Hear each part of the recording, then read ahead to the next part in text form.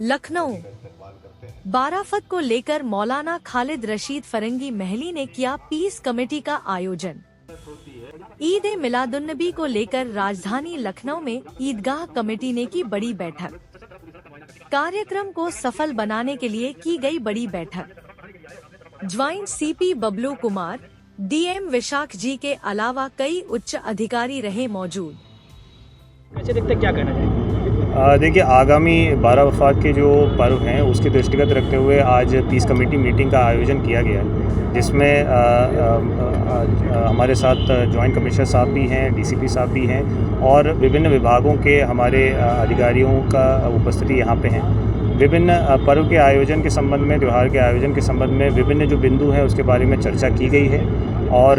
जो छोटे मोटे जो इश्यूज़ हैं, जो आयोजन से पहले चूँकि काफ़ी बड़ा जुलूस निकलना है तो वो उससे पहले समय रहते हुए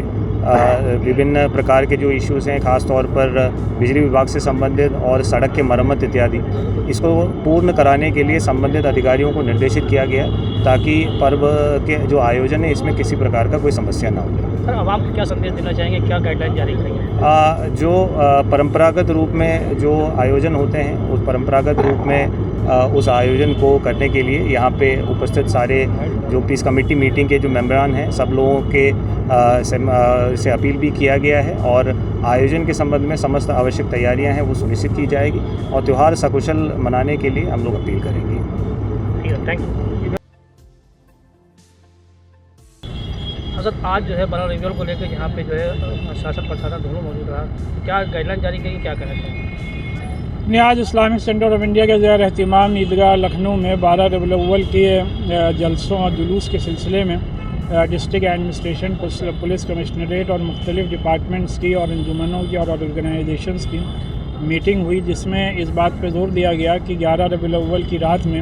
और 12 रबीउल अव्वल जो कि 5 सितंबर को है में जो जलसे और जुलूस होंगे उनके लिए माकूल सिक्योरिटी अरेंजमेंट, सफाई सुथराई के इंतज़ामात, बिजली के इंतज़ामात, पानी के इंतज़ामात को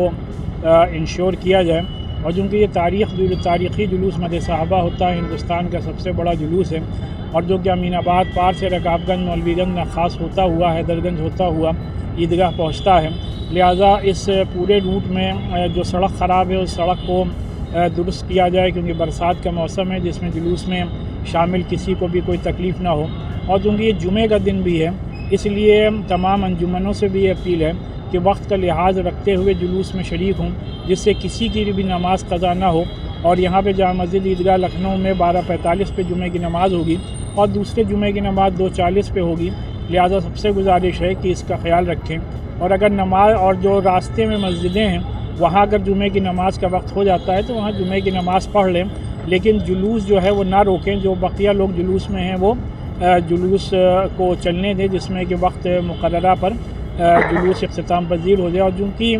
ये साल पैगम्बर इस्लाम सल्लल्लाहु अलैहि वसल्लम की पैदाइश के 1500 साल मुकम्मल हो रहे हैं, लिहाजा इस्लामिक सेंटर और AMP ने तय किया है कि इसको बड़े पैमाने पर सेलिब्रेट करेंगे। और उसके लिए 1 सितंबर को फूड पैकेज डिस्ट्रीब्यूशन है, 2 सितंबर को एनवायरनमेंट डे है और 3 सितंबर को सोशल मीडिया डे है। फिर 4 सितंबर को सीरतुन्नबी पे जलसे होंगे और 5 को इंशाअल्लाह ये जुलूस निकाला जाएगा। सर, आवाम के लिए क्या संदेश देना चाहेंगे? जो 11 तारीख की जो रोशनी होती है उसमें कहीं ना कहीं अफरा तफरी का माहौल बना रहता है, जिसमें अभी शासन प्रशासन ने दोनों भी आपसे जो मुखातिब होकर बात कही गई, क्या कहना चाहेंगे उनके पेरेंट्स से, उनके बच्चों? ये रबीउल अव्वल के सिलसिले में इस्लामिक सेंटर ने एडवाइज़री जारी करके तमाम लोगों से ये गुजारिश की है कि पैगम्बर इस्लाम सल्लल्लाहु अलैहि वसल्लम का जो पैगाम डिसिप्लिन का है, तमीज़ व तहज़ीब का है,